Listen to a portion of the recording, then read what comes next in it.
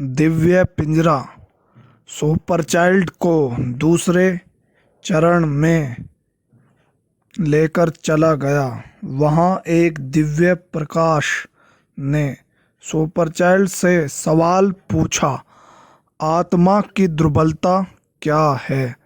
Super child ने उत्तर दिया और कहा, आत्मा ईश्वर का अंश है। आत्मा अमर है। दिव्य प्रकाश ने उससे दूसरा सवाल पूछा, करुणा धर्म के कौन से चरण में आती है?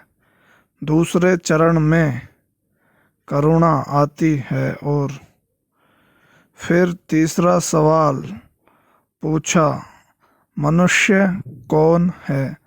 मनुष्य 5 तत्वों से निर्मित एक मनुष्य है। मनुष्य 5 तत्वों से निर्मित एक मेल है। मनुष्य की जन्म सीमा मनुष्य के सद्कर्म और उसके बुरे कर्मों से उसका भविष्य निर्धारित होता है। सुपर चाइल्ड से चौथा सवाल पूछा गया, मनुष्य का सबसे बड़ा मित्र कौन है? सुपर चाइल्ड ने उत्तर दिया, मनुष्य का सबसे बड़ा मित्र उसकी उत्तमता जो मनुष्य को महाशक्ति की ओर ले जाती है। दिव्य वृक्ष ने 5वां प्रश्न पूछा, मनुष्य की मनुष्यता होने का विशिष्ट प्रमाण क्या है? मनुष्य की मनुष्यता जिसका कारण है मनुष्य जीवों में अपनी बुद्धि के कारण श्रेष्ठ है, इसीलिए यह उसकी विशिष्टता के प्रमाण का सबसे बड़ा उदाहरण है।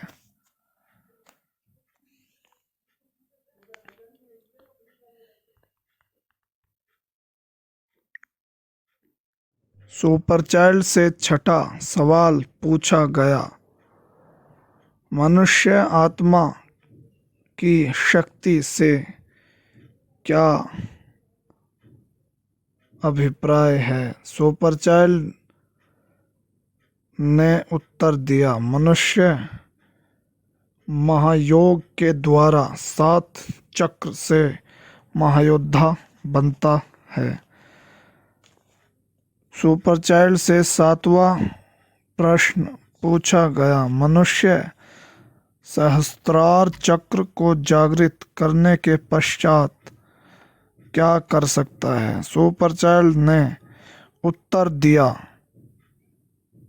मनुष्य अपना उत्तरदायित्व पूर्ण करने हेतु योग्य हो जाता है और पलक झपकते ही अनेक कणों में विभक्त होकर समय के विभिन्न चक्रों में यात्रा कर सकता है। दिव्य प्रकाश ने कहा, बाल योद्धा तुम परीक्षा में उत्तीर्ण हुए, मैं तुम्हें दिव्य जड़ी बूटी प्रदान करता हूँ। इतना कहते ही सुपर चाइल्ड के हाथों में एक प्रकाशमयी गोलाकार जगमगाती हुई जड़ी बूटी प्रकट हो गई और सुपर चाइल्ड जड़ी बूटी का रसपान करने लगा और उसका रसपान करते ही सुपर चाइल्ड की शक्ति कई गुना बढ़ गई और पूरी धरती पर अपनी सुपर पावर से दिव्य वर्षा सुपर चाइल्ड ने की, जिससे सभी मनुष्य को पूर्णतः स्वस्थ किया जा सके। सुपर चाइल्ड को कीट दानव की तरंगे वाइब्स का पता लगाना था। सुपरचाइल्ड ने उसकी वाइफ से सफेद कीट बनाए और कीड़ों का एक झुंड उसे दक्षिण दिशा की ओर जाता दिखा। जैसे ही वह झुंड एकत्रित हुआ तो उससे एक कीट दानव बना और वह उस कीट दानव को बनते ही उसने कहा, बाल योद्धा, मुझे तुम्हारी ही प्रतीक्षा थी।